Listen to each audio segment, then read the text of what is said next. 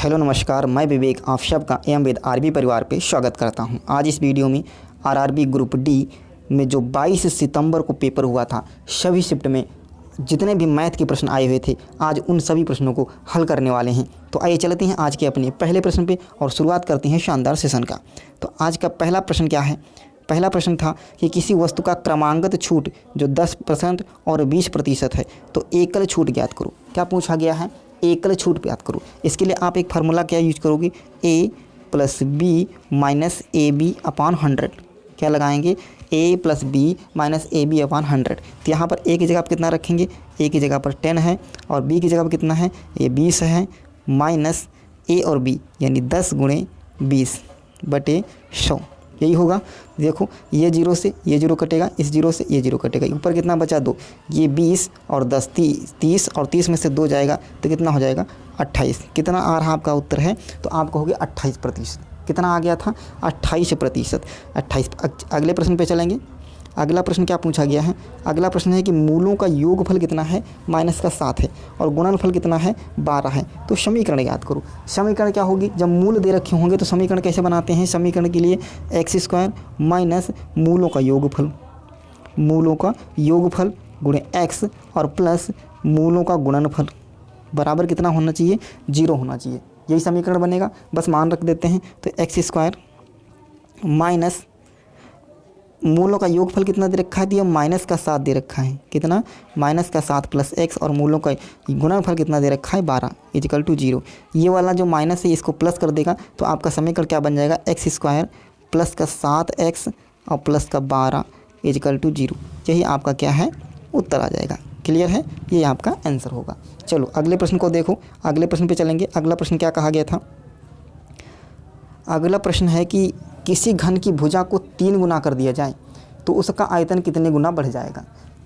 तो पहले भुजा कितने मान लेते हैं? 1 और इसको 3 गुना कर देंगे तो यह कितनी हो जाएगी? 3।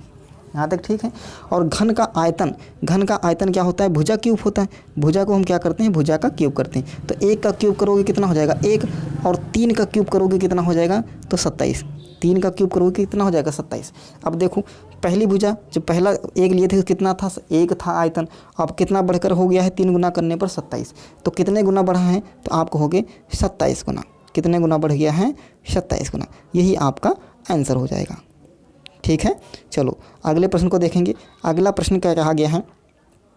अगला प्रश्न है कि एक संख्या का 1/3, कोई संख्या मान लेते हैं x, इस संख्या का 1/3 यानी 1/3 उसी संख्या में जोड़ने पर, किस संख्या में? जो संख्या पहले माने थी, संख्या क्या माने थी? x। तो इसी में इसको हम जोड़ देंगे।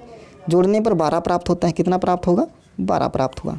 यहाँ तक ठीक है। बस इसको हल कर लेते हैं। यहाँ हल करोगे तो ये हो जाएगा आपका x प्लस ये कितना हो जाएगा? इसको सॉल्व करोगे कितना हो जाएगा? तो ये हो जाएगा x/3 बराबर कितना होगा? बराबर होगा 12। ठीक है। ये 3 से इसके नीचे 1 मान लो, इसको हल करोगे 3 और 3 से 1 करोगे 3x + 1, ये कितना हो जाएगा आपका? 4x। ऊपर कितना हो जाएगा? ऊपर हो जाएगा 4x और बराबर ये 3 और ये 3 इधर मल्टीप्लाई में जाएगा तो कितना हो जाएगा? 12 × 3 = 36। तो यहाँ से करोगे 4 × 1 = 4, 4 × 9 = 36। तो x बराबर कितना आ गया? 9।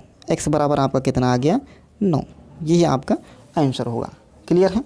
चलो अगले प्रश्न पे बढ़ेंगे। अगला प्रश्न क्या कहा गया है? अगला प्रश्न है कि यदि माध्य, यहाँ पर थोड़ा करेक्शन कर लेंगे, माध्य की जगह पर कितना है? माध्य बराबर कितना दिया था? 7 और मध्यिका की जगह पर कितना है? 4। ठीक है। यदि माध्य 7 है और माध्यिका 4 है तो बहुलक ज्ञात करो। तो बहुलक का फार्मूला क्या होगा? यदि बहुलक बराबर क्या होता है? 3 माध्यिका और -2 माध्य। यही होगा फार्मूला। यही फार्मूला होगा। तो देखो 3 माध्यिका कितनी है? 4। तो 3 और गुणे 4 -2 माध्य। कितना? 2 माध्य। तो 2 और गुणे माध्य कितना दे रखा है? 7। तो यहाँ करोगे तो 4 × 3 = 12 -14 कितना आ जाएगा? -2। यही आपका क्या हो जाएगा? आंसर। अगले प्रश्न पे चलेंगे। अगला प्रश्न क्या है? 60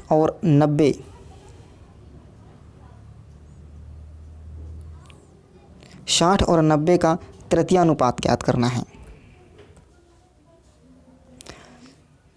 60 और 90 का क्या निकालना है, तृतीय अनुपाती ज्ञात करना है। तृतीय अनुपाती कैसे ज्ञात करेंगे, देखो जब आपके पास A और B दे रखा है तो तृतीय अनुपाती हम कैसे निकालते हैं, अंत वाले का स्क्वायर कर देंगे, यानी B का स्क्वायर बटे A। इससे हम क्या निकाल लेंगे, तृतीय अनुपाती। इसी को सेम इससे भी लगाएंगे, तो यहाँ देखो क्या करेंगे, 90 का स्क्वायर यानी 90 गुणे 90 और बटे A यानी इसका नीचे कर देंगे 60। इस जीरो से ये जीरो कट गया, 3 से काटोगे इसको, 3 दूना 6 और इससे काट दोगे कितना, 3 तिहाई 9, ठीक है। और इसको 2 से काटोगे तो 90 को 2 से काटोगे कितना आ जाएगा, 45।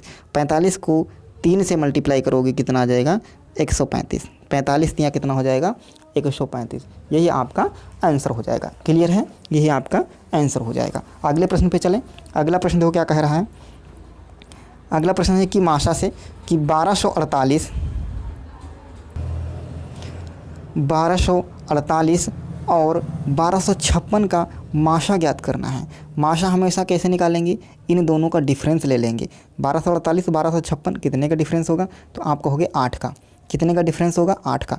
जो डिफरेंस आएगा इससे दोनों संख्याएं विभाजित होनी चाहिए।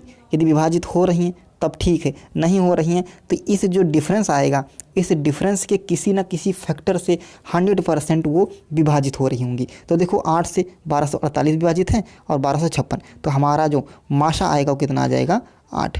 यही हमारा आंसर होगा। क्लियर है। चलो भैया अगला प्रश्न देख लेते हैं। अगले प्रश्न पे क्या कहा गया था। अगला प्रश्न है कि 1050 की मूल्य वाली किसी वस्तु पर 10% की छूट दी जाती है। 1050 रुपये की जो है इस पे 10% की छूट देंगे तो कितना बचेगा, 90/100। और छूट दी जाने के बाद 25% का लाभ भी मिलता है। तो यदि हम लाभ निकालेंगे तो कितना हो जाएगा, 100/125, क्योंकि 25% का लाभ मिल रहा है। सॉल्व कर लेंगे, ये देखो 100 से ये 100 कट जाएगा, 25 को से कट करेंगे तो ये 25 पंचे 125, इसको पूरा डिवाइड करेंगे तो कितना आ जाएगा, 25 चक्कू 100, 25 दूना 50, 42 आ जाएगा। 5 से इसको कट करेंगे, 5 एकम 5 और इधर 5 से करेंगे तो 18 पंचे 90, यानी कितना आ गया है, 42 गुणे 18। कितना आ गया, 42 गुणे 18, और 42 गुणे 18 करोगे तो कितना उत्तर आ जाएगा, 756। कितना होगा, 756। यही हमारा आंसर हो जाएगा। अगले प्रश्न पे चलेंगे। अगला प्रश्न क्या है कि बेलन की त्रिज्याओं का अनुपात कितना है, 2:3, यानी R1/R2, R1/R2 इसका मान कितना है, 2/3।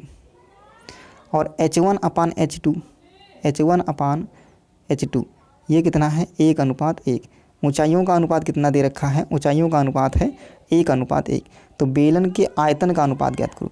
बेलन का आयतन का फार्मूला क्या होगा, वो होगा 2πr² R1² H1/2πr2² तो ये 2π से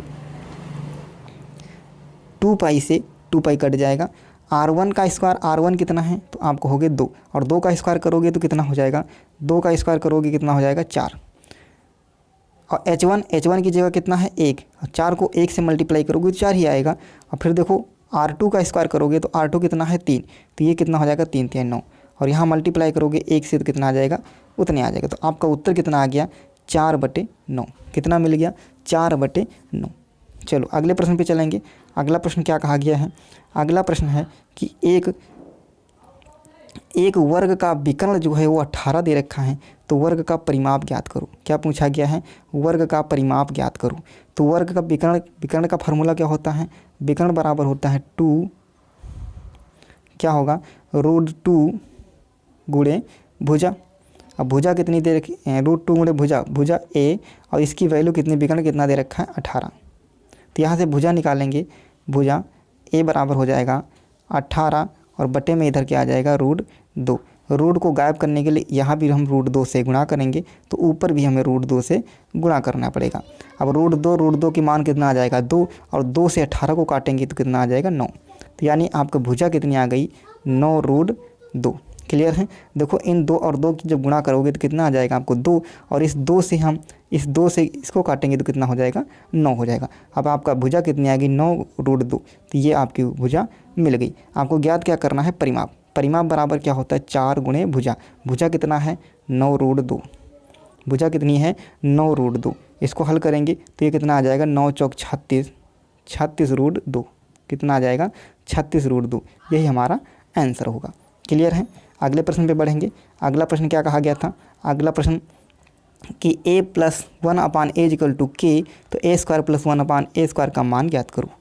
इसको हम कैसे हल करेंगे, इसके लिए क्या होता था, इसका स्क्वायर करेंगे यानी k का स्क्वायर, और यहाँ पर जब प्लस है तो क्या लगाएंगे, -2।